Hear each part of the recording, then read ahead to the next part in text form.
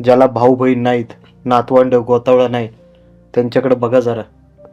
अहो, एखादा गोड घास आणला तर घरात खाऊ कोणाला घालायचा हा प्रश्न आहे त्यांना. आज उद्या तुला सुखदुःखात ही तुझी बारकी बहीण म्हणून साथ देईन, हा तुझा भाऊ म्हणून तुझ्या मागं उभा राहील, तुझा धीर आहे. तेव्हा काही डोक्यात घालून घेऊ नको आणि मनात काही आणू नको. चुकलं तात्या, मला कळलंच नाही मी काय करत होते. बुद्धी कुठं माझी शेण खायला गेली काय कळलंच मला. वहिनी चुकलंच माझं. हो वहिनी. वहिनी ऐका, काय सुद्धा कामाचं टेन्शन घेऊ ना. हा काय काम असेल ना मला सांगत जा, मी करत जाईल. बघितलं का येड, आता तू भांडी घासणार आहे का? तुला सांगितलं ना मी, याच्या मनात काही नाही. तुम्ही नका टेन्शन घेऊ, मी आहे ना. आणि कशाला तुमचं चुकलं?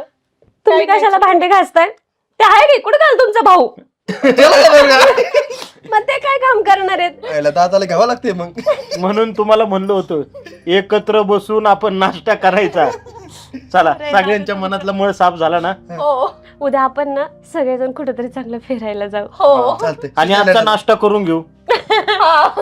स्वित्झर्लंडला जायचं का फिरायला? हा, स्वित्झर्लंड जवळच आहे ना आपल्याला, खडकी दापोडीच्या पुढे. चला चला.